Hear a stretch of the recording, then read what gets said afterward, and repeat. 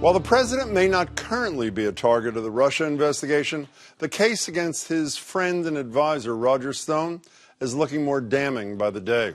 On Monday, the Wall Street Journal reported special counsel Robert Mueller is looking into an email Stone sent in 2016 claiming he had dinner with Julian Assange of WikiLeaks fame. It's one of several instances in which Stone claimed he had contact with Assange, all of which he now denies, saying that email was sent as a joke. But is this really a guy we're supposed to believe? For the first time ever, I understood the value of disinformation. Of course, I've never practiced it since then. That's a clip from the Netflix documentary, Get Me Roger Stone, the result of 5 years of following him around, a period that happened to coincide with the rise of Donald Trump. Now, most people like me know Stone for his role in that campaign and a few other dirty tricks he's performed over the years. But as legal analyst Jeffrey Toobin put it, he's essentially the sinister Forrest Gump of American politics, popping up in one historical moment after the next with Bush, Nixon, and Reagan, the campaign where he got his start. And over the years, his persona grew.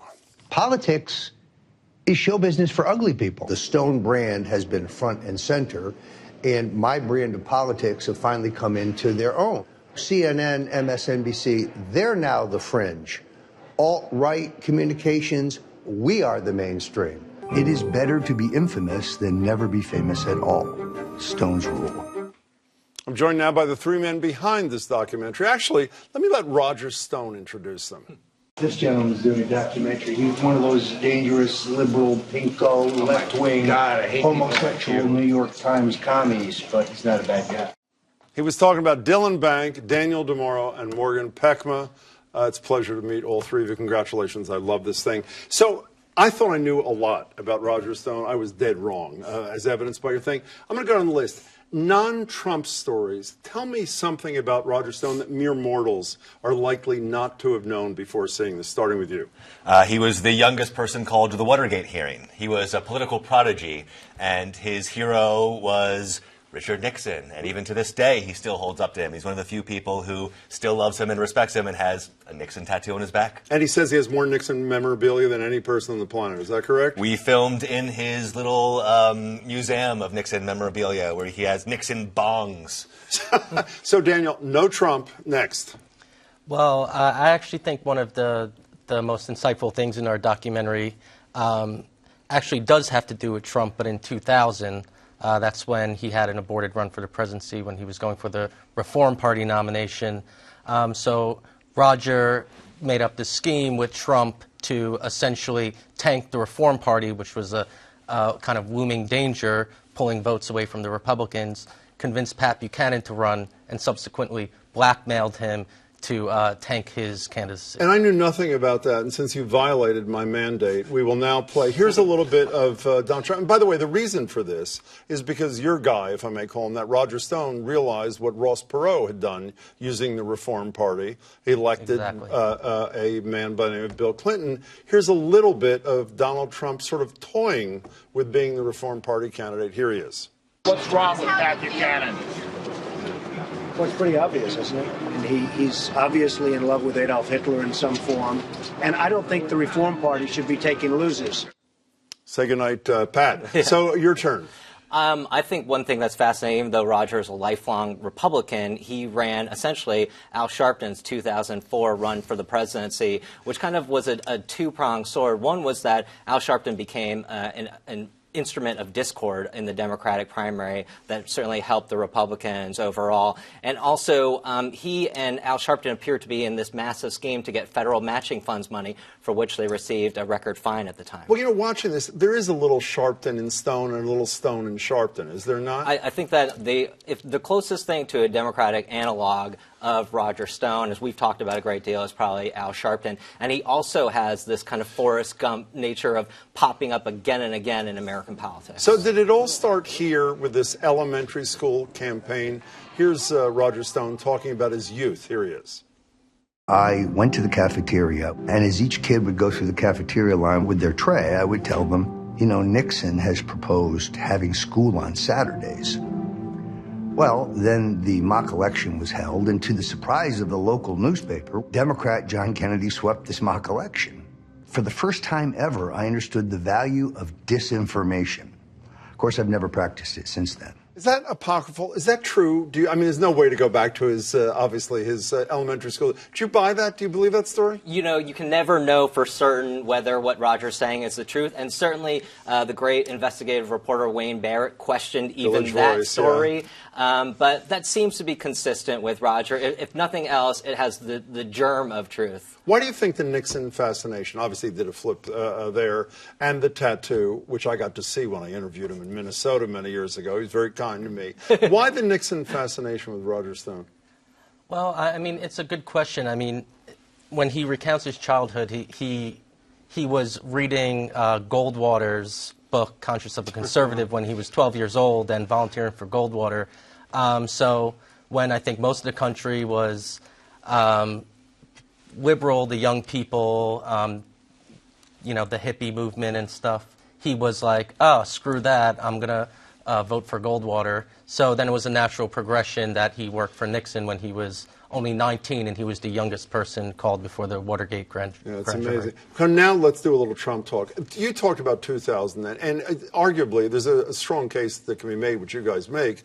Without that, George Bush might not have beaten Al Gore, because obviously if Pat Buchanan had gotten more votes, whatever. But it was also back in 1988, I had totally forgotten this too, a young, relatively articulate real estate developer from New York City goes to give speeches in New Hampshire and at least is allowing reporters to play with the notion that he may be running for president. Was that a Stone creation as well? One of the things we learned making the film was that political consultants don't sit around waiting for the phone to ring. They go to prominent people, whether they're politicians or in this case a millionaire, and say, everybody loves you, you should run for office and hire me. And in this case, we, along with many other people, thought that that was just a publicity stunt. Roger had many schemes going for the first 3/4 of us filming the movie. Running Donald Trump for president was not one of the ones we took the most seriously. But to Roger's credit, he spotted it all the way back then, the effect that Donald Trump has on people. And by the way, we should say, what's the link between Donald Trump and Roger Stone? So they were introduced by one of the most infamous and repugnant people in American history, Roy Cohn. And I think there's a really chilling... From the McCarthy committees, I'm sure most people know. That's right, kind of orchestrating the Red Scare. Mm-hmm. And there's a very chilling moment in our film where Roy Cohn says back in the 80s, I think Donald Trump is as close to a genius as we have in this country. He saw that Roger and Trump would be simpatico, and putting them together would be, you know, a colossal historical move, and it turns out that Cohn was right. And Cohn, I learned about Cohn in a PBS documentary. He's the one that taught Donald Trump just deny, keep saying it over and over again, and ultimately the public will believe it. There are moments in your film when you juxtapose something Roger Stone says with something either candidate or President Trump says. It's almost like he's a ventriloquist. I mean, assuming that, do you not get that feel? Almost verbatim, you hear the same words coming out of his eyes. So I guess the question, would there be a President Trump without a Roger Stone? And Paul Manafort says in our film that it's a Trump presidency, but it's informed by a Stone philosophy. I think that's one of the observations that we feel like is most poignant about our movie. Roger, it's amazing that Trump, even though he's led such a large company for so many years, has a very small orbit of people around him. Roger was one of the very few people who spent a significant amount of time with Trump, and clearly he played a major role in fashioning Trump's political philosophy. And by the way, when you mentioned Paul Manafort, for those that don't know at home, Manafort, Stone, and Black was the third, had this political consulting firm. And the other thing... They created the swamp. And created political action committees that Donald Trump now rails against, that essentially allowed huge amounts of money to flow into politics, technically not in violation of law. We started this thing with Assange. Can we go back to the beginning just for a second? Here are two little clips from your film in which Roger Stone mentions Julian Assange. Here it is. I actually have communicated with Assange. I believe the next tranche of his documents pertain to the Clinton Foundation. I have not spoken to Mr. Assange. I have not met with Mr. Assange, and I never said I had. Doesn't get any better than that. So were you surprised when you read about the Mueller thing the other day? You know, it's Roger has been remarkably inconsistent and consistent at the same time about Julian Assange. You know, he spoke to us many times about us filming him meeting with Assange in London. Oh, really? And that never panned out as far as he said, we come know. on down. Oh, he was actively trying to meet with Assange, and it would have been a coup for him for us to capture that on camera. People forget that Julian Assange started out as a hero to many people on the left when he was exposing Absolutely. hypocrisy in the military. And at the time, we even have it in the movie, Roger says, Julian Assange is a hero fighting the deep state. And now only recently is he saying, no, I didn't meet up with him. I was just joking. But none of you are surprised to hear Bob Mueller is looking into this Stone potential connection. Are any of you?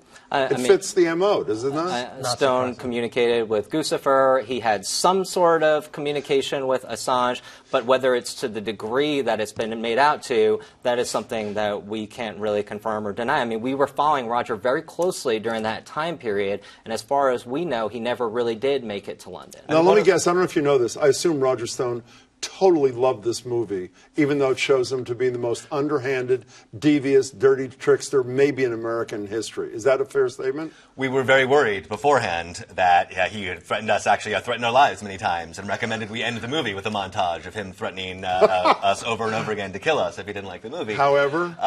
and he wasn't sure when he first saw it, but in the end, the most damning statements in the movie come from Roger's own mouth. Roger brags about hiring third world dictators who are considered genocidal maniacs now, and he says, I'm proud because I made a lot of money.